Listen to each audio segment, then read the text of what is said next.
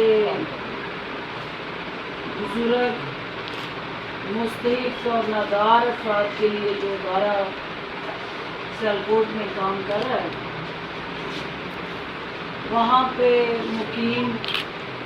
افراد کے ساتھ اظہار یکجہتی کرنے آئی اور یہ ادارہ گزشتہ خدمت میں مصروف عمل ہے۔ اس ادارے کے اندر وہ افراد جن کو ان کے اپنے چھوڑ کے چلے جاتے ہیں اور کوئی بھی ان کو اپنانے کے لیے تیار نہیں ہوتا، اپنی مدد آپ کے تحت اس ادارے کے اندر ان افراد کی دیکھ بھال کی جاتی ہے، ان کو رہائش، کھانا پینا، میڈیکل سپورٹ اور دیگر انسان کی جو زندہ رہنے کی ضروریات ہیں وہ فلاحی تنظیم ہم سے کام لینا ہے، کیونکہ یہ ایک یقین کامل ہے میرا کہ پروردگار نے کسی کو بھی بے مقصد پیدا نہیں کیا۔ ہر شخص سے اس نے کچھ نہ کچھ انسانوں کی بہتری اور فلاح و بہبود کا کام لینا ہے۔ جو کام اللہ مجھ سے اور میری ٹیم سے ان دکھی افراد کی بہتری کے لیے لے رہا ہے، میں سمجھتی ہوں کہ وہی ہماری اصل طاقت ہے۔ باقی عہدے آنے جانی چیزیں ہیں، ہر کرسی جو ہے اس کو زوال ہے سوائے اللہ کی کرسی کے۔ دنیاوی کرسیاں جو ہیں وہ کبھی آپ کے پاس ہوں گی، کبھی نہیں ہوں گی، لیکن اس مزمت بھی دے گا، وسائل بھی دے گا، رہنمائی بھی دے گا اور ہمارے لیے وسیلے اور سبب بھی پیدا کرے گا کہ میں اور میرے ساتھی دکھی انسانیت کے اس مشن پہ رواں دواں رہیں، گامزن رہیں۔ اور وزیر اعظم عمران خان کا جو میسج ہے، وزیر اعظم عمران خان اور ڈاکٹر فردوس کا جو اہم ترین رشتہ ہے وہ ایک سوشل ورکر کا رشتہ ہے۔ سیاست اس میں بہت بعد میں آئی ہے، کیونکہ میں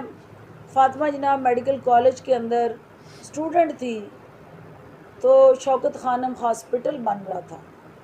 اور میں یونین پریزیڈنٹ ہوتے ہوئے، کلاس ریپ ہوتے ہوئے ایک ایک پینی ہم نے اکٹھی کی، اور جس دن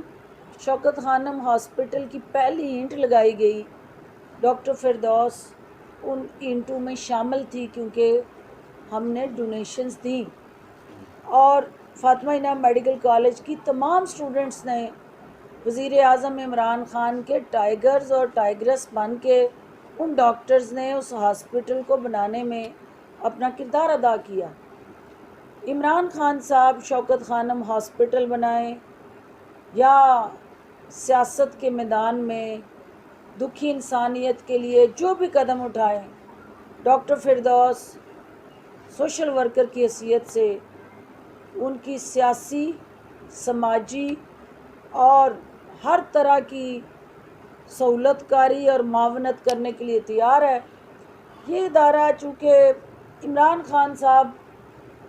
آج پناہ گاہ کی بات کر رہے ہیں، یہ ادارہ 10 سال سے ایک پناہ گاہ بنا ہوا ہے، لیکن اس کو ہم نے میڈیا میں کیوں نہیں پروجیکٹ کیا؟ یہ ایک غیر سیاسی پلیٹ فارم ہے جس کے اندر ہر مذہب، ہر جماعت اور ہر سوچ کے حامل افراد ممبران ہیں۔ میں ان سب کی خدمات کو خراج تحسین پیش کرتی ہوں۔ ان لمحات میں جہاں ان افراد کے بچے ان سے ملنے کے لیے دستیاب نہیں ہیں، ان کے اپنے عید والے دن بھی ان کی آنکھیں ترس گئی ہیں، اپنے ان دکھی افراد کو یہ پیغام دینا ہے کہ آپ کے اپنے آپ کو چھوڑ کے جا سکتے ہیں۔ پروردگار سے دعا ہے کہ وہ نیتوں کو جانتا ہے اور انشاءاللہ وہ ہمیں طاقت بھی دے گا، مل نہیں رہے کہ کرونا وبا کا وہ شکار نہ ہو جائیں۔ میں اور میرے ساتھی ان بوڑھے افراد سے خود ملنے آئے ہیں اور ان کو یہ کہنے آئے ہیں کہ اصل کرونا جو ہے وہ انسان کی ذہن کے اندر قید اس کی سوچ ہے۔ اگر وہ اس سوچ کو اپنی ذات کے ساتھ نفی کرتا ہے تو وہ وبا کرونا بن جاتی ہے، اور اگر اس سوچ کو انسانی فلاح و بہبود کے ساتھ جوڑ لیتا ہے تو پروردگار پھر اس کے لیے آسانیاں پیدا کرتا ہے۔ زخموں پہ مرہم رکھنے ہیں اور دو طرح کے حالات کا دو محاذوں پہ مقابلہ کرنا ہے، کرونا کا بھی، بھوک افلاس اور غربت رویہ، غیر ذمہ دارانہ رویہ، اور جس سے الٹیمیٹلی ہماری قوم کو چیلنج ہے، کسی فرد، حکومت یا جماعت کو نہیں، یہ پوری قوم کا چیلنج ہے۔ تو پروردگار ہمیں اس چیلنج سے محفوظ رکھے اور ہمیں احتیاط برتنی ہے اور اس بیماری سے اس محاذ پہ ہم سرخرو بھی ہوں گے اور پاکستان واپس اپنے معاشی محاذ پہ کھڑا ہوگا اور وزیر اعظم عمران خان کی قیادت میں آگے بڑھے گا۔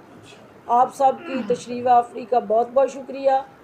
اور خصوصی طور پہ میں سیالکوٹ کے میڈیا کو خراج تحسین پیش کرتی ہوں کہ وہ عید کی خوشیوں میں ہمیشہ سیالکوٹ کے اس اولڈ ایج ہوم کو، مسکن کو